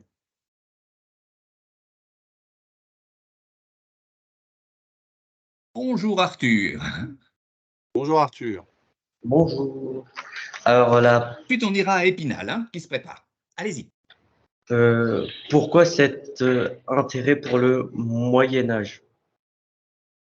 Alors, j'ai toujours été passionné par le Moyen Âge et en particulier par le XIVe siècle. Parce que le XIVe siècle, c'est un siècle très important dans l'histoire européenne. C'est le siècle des calamités. C'est le pire siècle, en fait, que l'Europe ait traversé. C'est un siècle où il y a eu un petit âge glaciaire, donc les hivers étaient extrêmement froids, les loups étaient dans Paris, et il y a eu aussi beaucoup d'épidémies, de famines, et en particulier, en ce qui concerne les épidémies, la Grande Peste noire de 1348. Et c'est vraiment une période qui m'a toujours passionné. Je me suis dit que je voulais faire dans ce siècle extrêmement noir, je voulais allumer des petites lueurs. Et parmi les petites lueurs, je me suis dit que celle de l'amitié, c'était la lueur auquel je tenais le plus. Et je me suis dit, je vais faire un roman d'amitié autour de ce siècle des calamités. Et c'est pour ça que j'ai en fait associé ma passion pour le Moyen-Âge et puis aussi ma passion pour les relations amicales. Voilà la réponse. Très bien. On va donc à Épinal écouter Louane et ensuite on ira à Grès écouter Axiane. Mais d'abord, c'est Louane qui vous pose une question, Antoine. Bonjour. Bonjour, Monsieur Sénac. Ma question, c'est comment avez-vous eu l'idée de mêler fiction et réalité en incorporant Antonin et Robert au milieu de Descartes et de la peste, en fait? Alors, écoute, en fait, j'ai voulu effectivement dans ce livre parler d'une très grande figure du Moyen-Âge qui est Maître Eckhart. Alors, Maître Eckhart, il n'est pas très connu de nous tous, enfin on connaît vaguement son nom, mais pas bien sa vie et pas bien son œuvre. Mais c'est une œuvre qui est difficile à lire et difficile à comprendre. Et moi, j'adore les sermons de Maître Eckhart parce qu'ils sont pleins d'une grande force spirituelle. Et c'est comme une poésie bouleversante quand vous lisez les sermons de Maître Eckhart. Et je me suis dit, j'ai envie de parler de lui. Alors, il y avait dans cette envie, l'envie de suivre l'histoire, c'est-à-dire faire vraiment œuvre d'historien, si on peut dire, en suivant ce qu'a été Maître Eckhart. Maître Eckhart, en fait, il a eu deux périodes dans sa vie. Une période où c'était l'homme le plus célèbre d'Europe, il était l'intellectuel le plus respecté, et puis une autre période où ça a été l'homme le plus maudit d'Europe, parce qu'il a subi un procès en inquisition et il a sombré véritablement à ce moment-là. Donc, je voulais raconter cette histoire qui est vraiment une histoire historique, mais je me suis dit, il faut quand même faire un petit peu acte de romancier. Et romancier, c'est imaginer et écrire des choses qui sont à soi et les plaquer sur un personnage. Donc, j'ai suivi en fait historiquement toute la période de Maître Eckhart qui est connue historiquement. Et puis, j'ai réalisé qu'il y avait une période de sa vie qui était historiquement complètement inconnu. Et la période de sa vie qui était historiquement inconnue, bah, c'est sa mort. On ne sait pas où est mort Maître Eckhart, on ne sait pas comment il est mort, il n'y a pas de sépulture. Et là, je me suis dit, ben voilà, c'est là que le romancier va intervenir. Et donc, je me suis dit, je vais inventer une histoire d'un Maître Eckhart qui, en fait, n'est pas mort et qui continue à vivre de manière un peu secrète pendant des années. Et ça va me permettre justement de mélanger la partie historique du personnage et puis la partie romancée. Voilà. Et puis, il y avait une chose aussi que j'aimais énormément chez Maître Eckhart, c'est le fait que Maître Eckhart aimait les femmes. Alors, il aimait les femmes tout à fait désincarnées, hein. On est chez des frères, donc c'est des amours platoniques. Mais il aimait beaucoup les femmes, et parmi ces femmes, il y a des personnages du Moyen-Âge qui sont pas bien connus et qui sont pourtant irradiants dans le Moyen-Âge, c'est les Béguines. Les Béguines, c'était des femmes laïques, des femmes pieuses, qui se réunissaient en petits groupes et qui étaient très en avance sur leur temps, puisque au Moyen Âge, le destin des femmes, normalement, c'était soit de devenir nonne, soit de devenir épouse au foyer. Les Béguines, elles sortaient justement de ce schéma, elles étaient entre elles vivaient entre elles avaient besoin de personne, elles faisaient des petits travaux, et elles aimaient beaucoup lire et écrire des poèmes. Donc les poèmes des Béguines, c'est très très beau. Et ça rentrait en résonance avec les sermons de Maître Eckhart. Et Maître Eckhart était un directeur spirituel des Béguines. Et c'est donc avec elle qu'il va passer une grande partie de sa vie. Et ça, je voulais le raconter. Merci. On va Merci à toi. écouter Alexiane maintenant, qui vous parle du lycée de Grès, et ensuite Sidali à Mulhouse. Mais d'abord Alexiane. Bonjour. Bonjour. Bonjour. Savoir, pour vous, avoir écrit ce livre, est-ce que c'était comme rendre hommage à Maître Eckhart? Alors oui, c'était rendre hommage à Maître Eckhart en me disant, il faut quand même que j'arrive à parler de Maître Eckhart de manière pas trop ennuyeuse, parce que tous les bouquins sur Maître Eckhart sont des bouquins très techniques, écrits par des historiens très pointus ou des philosophes. Et franchement, moi, la plupart des livres sur Maître Eckhart, ils me tombent un peu des mains parce que je trouve ça un peu rude. Et en même temps, je voulais lui rendre hommage parce que, comme je l'ai dit tout à l'heure, les écrits de Maître Eckhart, les sermons de Maître Eckhart sont des poésies très, très fulgurantes, ont une charge poétique et spirituelle tellement importante que j'avais vraiment envie de partager cette passion. Donc oui, j'ai rendu hommage à Maître Eckhart d'une certaine façon, parce que c'est vrai que la deuxième partie du livre donne, dans la partie romancée concernant Maître Eckhart, une vision du maître qui est extrêmement noire, puisqu'il a un rôle à jouer dans la diffusion de la peste. Je ne vais pas révéler tous les secrets du livre. Mais cette liberté que je me suis donnée, c'était aussi une manière de le respecter, parce que en le mettant dans une histoire romancée, ben, on s'intéresse à lui, on s'intéresse à ce qu'il dit. Et donc, même s'il a un côté noir, je pense que je lui en rends hommage, et pour moi, j'en donne une image positive. Oui, il est vrai aussi que vous nous racontez à un moment donné, sans abîmer le roman, une façon de répandre la peste chez l'ennemi qui est quand même extrêmement particulière. La volonté de jeter des cadavres au-dessus des remparts d'une ville pour infecter la ville. On imagine aujourd'hui des gens jetant des pangolins comme ça au-dessus de nous pour essayer de... Mais il y a quand même des choses terribles. C'est peut-être ce qui s'est passé, on ne sait pas, hein, parce que Voilà, les archives chinoises sont très défendues.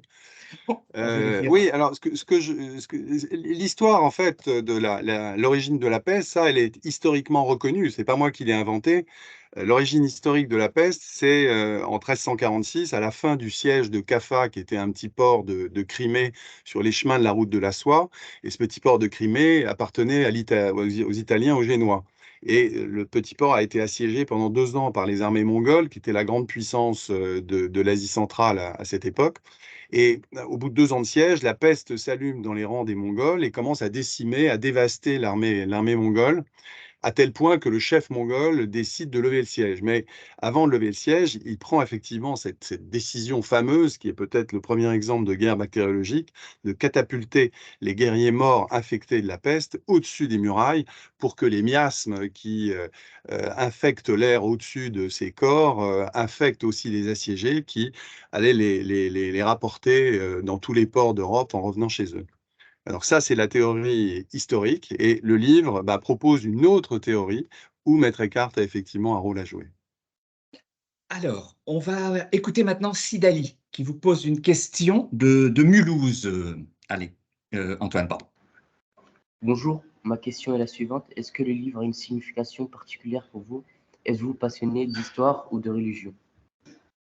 Alors oui, je suis passionné d'histoire et de religion, et c'est vrai que c'est le charme des romans, c'est-à-dire qu'on peut mettre dans un roman toutes ces passions, et dans ce roman, j'ai mis effectivement ces deux grandes passions qui sont l'histoire et on va dire la spiritualité, plus que la religion. Enfin, la spiritualité sous-tend les religions, mais je voulais justement essayer d'associer ces deux passions. Donc le livre signifie beaucoup pour moi, mais il n'y a pas que la volonté d'écrire sur la religion et sur la spiritualité. Il y a aussi la volonté de mettre dans ce livre des sujets qui me passionnent, m'intéressent. C'est l'amitié, puisque l'amitié est extrêmement présente dans ce livre. Elle lie deux jeunes frères dominicains de 15 ans qu'on va suivre dans un itinéraire plein de rebondissements, de pièges tout au long du livre. Et puis, il y a aussi une chose que je voulais mettre dans ce livre et qui explique le titre de ce livre, dont vous avez un petit peu entendu parler lors de la lecture du passage. C'est le fait que tous les personnages de ce livre ont commis des choses dans leur vie, des actes sont des actes graves, qui les suivent tout au long de leur vie. Et ça m'intéressait de présenter des personnages qui ont chacun vis-à-vis de leur passé et des actes qu'ils ont commis, des attitudes différentes. Et en fait, Les Croix de Cendre, le titre du livre, il s'explique comme ça. C'est que pour moi, on a dans notre mémoire des cimetières où on enterre les choses dont on ne peut pas se souvenir, c'est-à-dire les actes moches qu'on a commis, les paroles mauvaises qu'on a dites. Tout ça, on les met dans les cimetières de la mémoire avec des croix, comme on met sur tous les tombes. Et puis régulièrement, l'oubli passe pour faire brûler ces croix, pour que vraiment il reste rien de ces actes et de ces mots qu'on a dit. Mais au pied de ces croix qui ont brûlé, il y a leurs traces, des croix de cendre. Et en fait, tous les personnages, et je crois d'ailleurs nous tous, on a en nous des croix de cendre, et c'est aussi un des thèmes essentiels du livre. Comment vivre avec ces croix de cendre? On va à Jarny pour la dernière question, et c'est Sarah qui vous la pose. Bonjour Sarah. Bonjour. Donc ma question c'est, avez-vous souhaité dénoncer ou valoriser le sacrifice religieux à travers le destin des personnages? Attends, est-ce que tu peux me reposer la question? J'ai pas très bien entendu. Vas-y. Oui, je peux. Avez-vous souhaité dénoncer ou valoriser le sacrifice religieux à travers le destin de vos personnages? Non, j'ai pas voulu valoriser ça. J'ai voulu valoriser le sacrifice que l'amitié et la fraternité peut quelquefois appeler. Et en fait, mon personnage préféré du livre, c'est le prieur Guillaume qui a 60 ans et qui raconte ses mémoires où on découvre qu'il était le premier disciple de Maître Eckhart.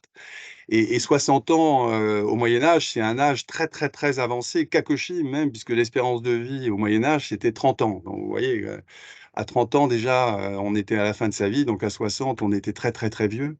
Et ce personnage, justement, a commis un acte terrible, un péché mortel, comme c'est un frère, il sait qu'il va aller en enfer. Et au lieu de s'enfermer dans la solitude, dans l'amertume, il va se sacrifier, justement, pour les gens qu'il aime et les gens qu'il veut protéger, c'est-à-dire ces deux jeunes frères dominicains qui sont ses fils spirituels, si on peut dire. Et donc, c'est pas tellement l'idée d'un sacrifice dans un contexte religieux, mais plutôt dans un contexte humain, dans un contexte de fraternité et d'amitié. Voilà. Merci beaucoup, chère Sarah, pour cette question. Pour terminer, j'ai une dernière question, cher Antoine. Il y a dans votre roman, c'est une question de vue, alors c'est moi qui vous la pose. Dans votre roman, il y a un certain Guillaume on a croisé un autre Guillaume chez votre éditeur dans un roman qui se passait aussi au Moyen-Âge, qui a eu un certain succès. Et on vous souhaite volontiers le même succès que ce frère Guillaume. C'était un hommage ou c'était juste un hasard? Non, je crois que c'était un hasard. On parle beaucoup du nom de la rose, effectivement. Moi, je suis très content d'être comparé au nom de la rose, bien que le nom de la rose, c'est vraiment un peu une histoire de Sherlock Holmes au Moyen-Âge. C'est une enquête. Moi, j'ai pas vraiment fait un livre policier ou un livre d'enquête. C'est plus un livre d'aventure. On voyage énormément.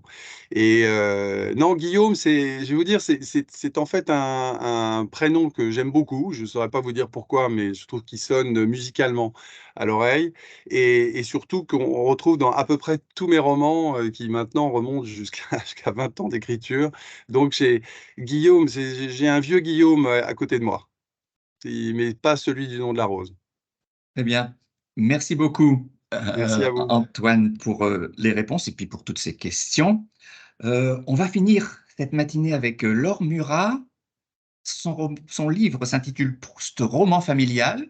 Il y a roman dans le titre. C'est publié chez Robert Laffont. Et ce sont deux lectrices, chère Laure, qui vont vous lire. Elles s'appellent Clara et Inès. Elles sont au lycée Jean Zé de Jarny. Et ensuite, on restera dans ce lycée puisque Lilou a plusieurs questions à vous poser. On les prendra les unes et les autres. Hein. Mais tout d'abord, je vous propose de les écouter toutes les deux. Elles vont lire un petit extrait de votre livre. Bonjour. Bonjour. Réel introuvable, réel retrouvé. Hier, j'ai entendu par hasard à la radio la rediffusion d'un entretien avec Annie Ernaux. La journaliste lui demandait de décrire en une seule phrase son milieu d'origine. Sa réponse, le réel, sans les mots. Elle précisait qu'elle se souvenait de sensations, d'affects, de cris, de joie ou de colère, mais qu'ils étaient assortis d'un français écorché, matiné de patois, une langue fondamentalement incorrecte. En l'écoutant, j'ai compris que j'étais issue presque rigoureusement du contraire, les mots sans le réel. Si tant est que vivre sans réel ait le moindre sens. Mais la langue, la correction de la langue, sa vivacité, ses couleurs, son relief, écrasaient tout. C'était le réel. Cela passait, très classiquement, par l'exigence d'une exactitude grammaticale de base, mais aussi par une certaine netteté de la prononciation, où entrait une façon de détacher les mots et les syllabes par correction. J'entends par correction pour les autres, afin de se faire comprendre, d'insister sur certaines consonnes, de donner de l'effet aux fins de phrases, bref, ce qu'on appelle un accent de classe.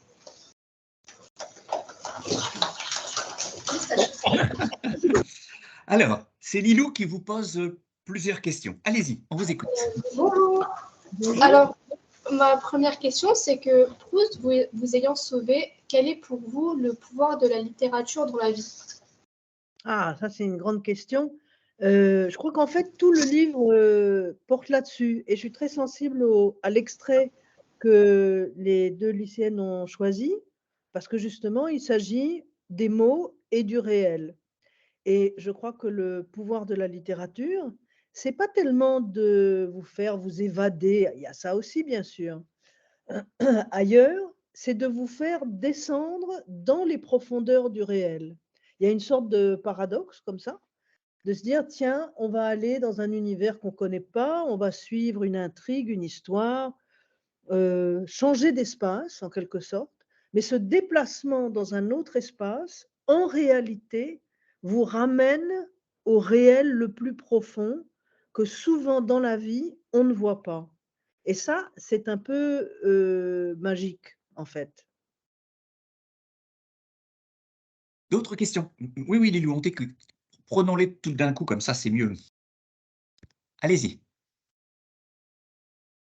Ah, ton micro est coupé. Je crois qu'il y a un petit problème, il faudrait remettre le micro. Voilà. Comment expliquez-vous le refus farouche de votre mère face à votre homosexualité? Et pensez-vous que votre mère représente un archétype des préjugés aristocratiques sur ce sujet? Alors, ça c'est évidemment une grosse question. Je ne suis pas sûre d'avoir bien compris jusqu'à maintenant. J'essaye de l'expliquer, parce que quand même, ça me paraît d'abord très violent. Et puis, j'ai payé son refus jusqu'à maintenant, d'une certaine façon, puisque Je ne vois plus ma famille depuis ce moment-là, donc depuis à peu près 30 ans. Et ça fait beaucoup, c'est très long. Ma famille, c'est une famille très nombreuse en plus, hein. J'ai plein de tantes, d'oncles, de cousines, de cousins. Et ce qui est très étonnant, c'est que cette exclusion a été unanime et que pas une personne dans cette multitude n'a trouvé bon de dire ben, peut-être que c'est pas si grave, peut-être qu'on peut parler alors, etc. Donc, cela dit, quand je suis sortie du placard, puisque c'est comme ça qu'on dit, je savais très bien ce que je faisais. C'est-à-dire que je connaissais les conséquences. C'est pour ça que j'avais reculé ce moment le plus longtemps possible, parce que je savais ce qui allait se passer. Et tous mes amis me disaient, mais non, tu verras, on a tous très peur de faire ça, et puis on croit que c'est une catastrophe, mais en fait, finalement, ils s'habituent au bout de quelques années, etc. 30 ans plus tard, on en est toujours au même point, mais au moins, je savais ce que je faisais. Ce n'était pas par hasard, ce n'était pas sur un coup de tête. Donc, voilà. Bon, ça, c'est une chose. Comment expliquer ce refus? Et est-ce qu'il est caricatural d'un milieu social? J'ai envie de dire oui et non. C'est-à-dire que l'homophobie, c'est-à-dire la haine des homosexuels, en gros, n'est pas du tout le privilège d'un milieu social. Il y a des homophobes dans toute l'échelle sociale. Ce n'est pas réservé à un milieu spécifique. Et je dirais même que dans l'aristocratie, soi-disant, ils sont plus tolérants. Ils sont plus tolérants à une condition, c'est que ça ne soit pas dit. On peut très bien savoir que vous êtes lesbienne, que vous êtes gay, etc.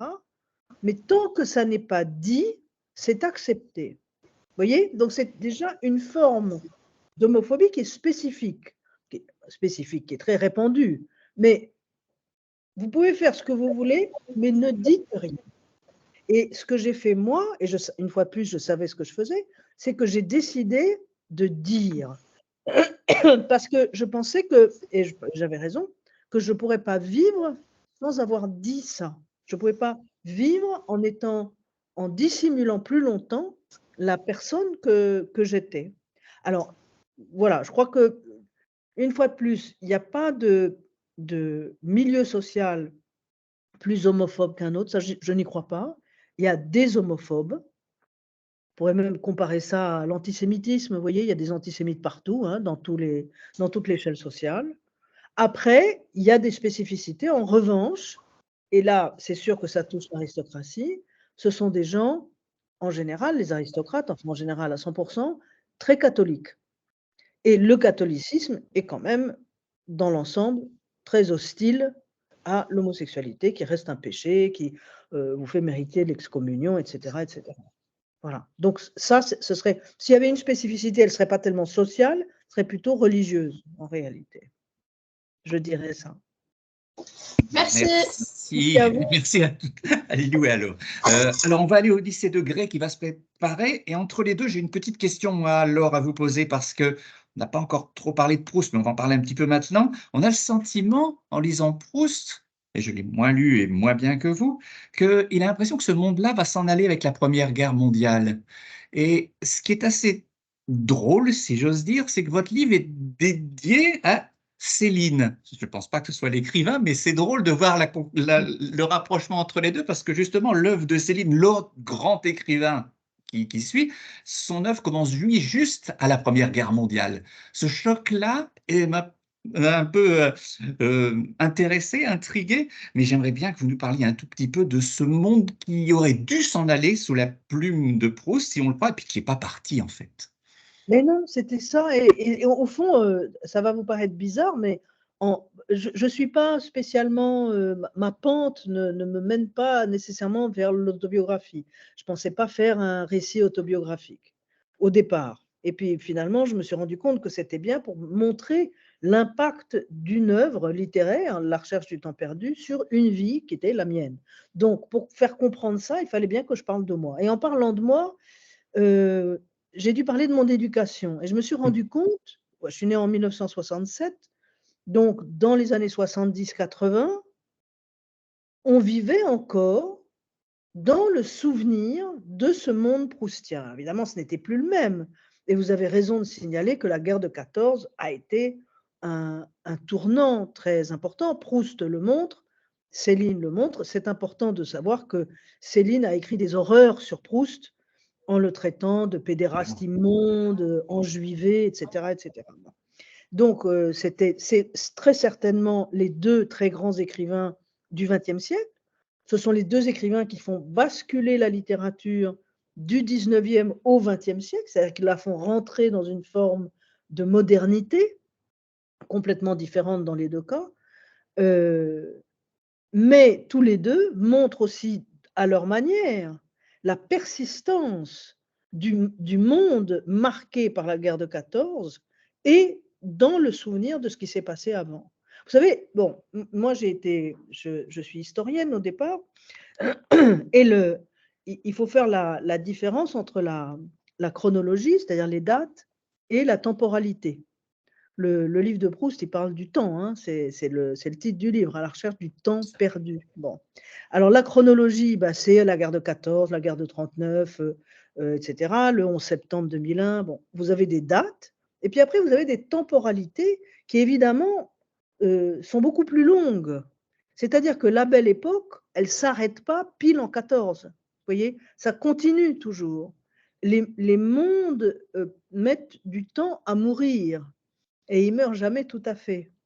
Donc, c'est dans ce vague-là qu'il faut essayer de se repérer et de trouver quelque chose d'intelligible. Et c'est ça ce que m'a donné Proust, une forme d'intelligibilité de ma propre histoire et de ma propre éducation. Ce qui était quand même, c'est comme s'il savait mieux que moi ce que j'avais vécu. Donc ça, c'est très impressionnant pour un auteur qui est mort en 1922. Il est mort jeune, mais... Mais il voyait bien. Alors, Oui, c'est sûr. on va aller au lycée de Grès, ensuite le lycée d'Épinal. Vous préparez une question également. Alors, le lycée de Grès, c'est à vous. Qu'est-ce que ça vous fait d'avoir une histoire si personnelle qui a été nominée au prix Goncourt? Oui, bon. Alors déjà, moi pour le coup, je m'y attendais vraiment pas du tout à cette nomination. La deuxième sélection, je m'y attendais encore moins. J'en suis ravie. Et alors, oui, c'est une histoire personnelle. Et en même temps, ce qui me fait très plaisir, c'est que beaucoup de lecteurs et de lectrices me disent que c'est bizarrement, alors que je raconte une histoire très privilégiée, dans un milieu aristocratique, qui est très compassé, qui n'a plus aucun rapport avec aujourd'hui, beaucoup de gens me disent qu'ils s'identifient et qu'il y a quelque chose d'universel dans cette expérience.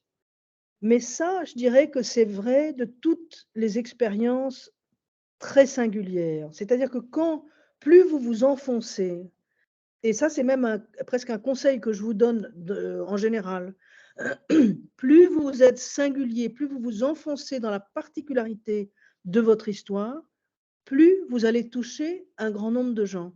C'est là encore un paradoxe, parce qu'on a l'impression que plus on descend, plus on affine, plus on sera tout seul. C'est le contraire qui se passe. Parce qu'en réalité, tout au fond de la mine qu'on essaye de creuser, il y a quelque chose qu'on a en commun. Alors, qu'est-ce que ça me fait d'être exposé publiquement? Parce qu'en fait, c'est ça, là, je crois, le sens de votre question. Je savais ce que je fais. À partir du moment où je publiais ce livre, publier, ça veut dire rendre public. Déjà, c'était trop tard.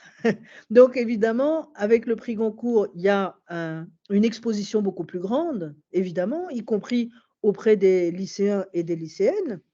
Vous n'auriez peut-être pas eu connaissance de ce livre si je n'avais pas été sur le Goncourt, par exemple. Et bien ça me réjouit beaucoup. Parce que ce livre, je l'ai recommencé 3 fois intégralement.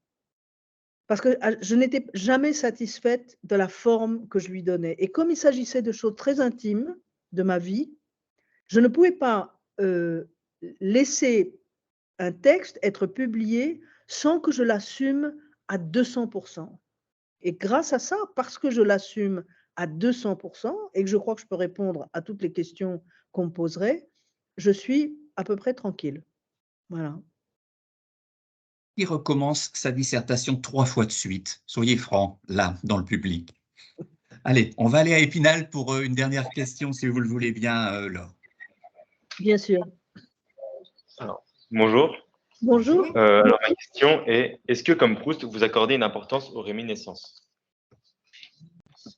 Ah oui, certainement. La réminiscence, ça fait partie de la vie quotidienne, en fait. Hein. Vous savez, Proust, il a cette très belle phrase, il dit « Nos vies si peu chronologiques ». Parce que quand on est dans ce qu'on appelle le présent, qui est un peu une énigme quand même, on n'est jamais dans le temps T qu'on vit. Très souvent, vous vous promenez dans la rue, vous voyez quelqu'un, ça vous fait penser à quelqu'un d'autre, à un souvenir, et puis 2 minutes plus tard, vous pensez à ce que vous allez faire après-demain, donc vous êtes déjà dans la projection du futur, et vous êtes constamment dans cet grand arc du temps à vous promener en permanence. C'est comme un curseur qui fait comme ça tout le temps. Donc la réminiscence, elle est très importante pour plein de raisons, et Proust nous a très bien expliqué ce que c'était notamment que la mémoire involontaire, c'est-à-dire quand on sent une odeur qui vous rappelle quelque chose, quand il y a un bruit qui vous rappelle quelque chose de l'enfance, par exemple, et tout d'un coup, c'est comme un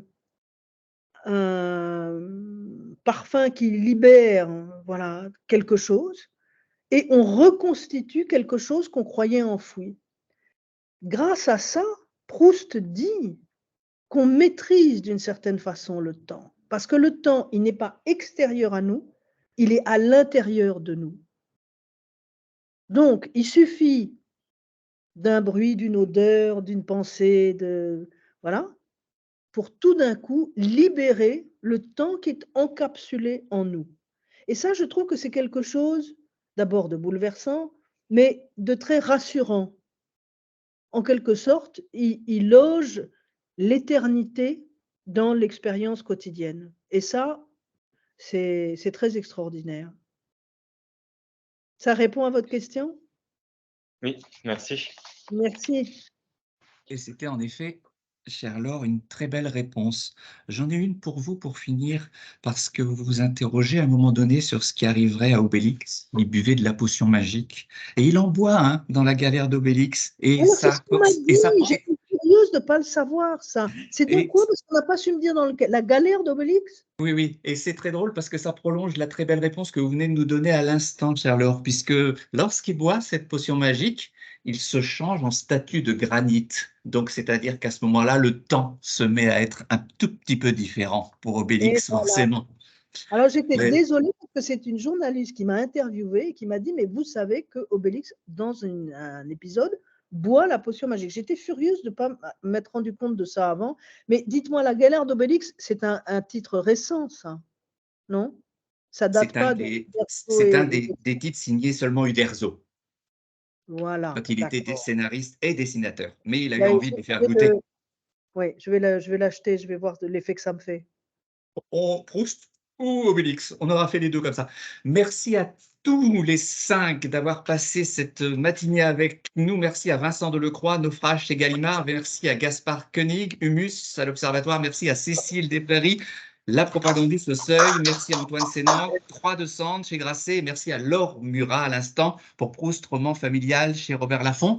On a eu droit à tout un tas de questions, à tout un tas de moments, et avec, malgré cet écran que j'aime à peu près autant que vous, quelque chose de très simple et de très direct. Et finalement, un bon moment.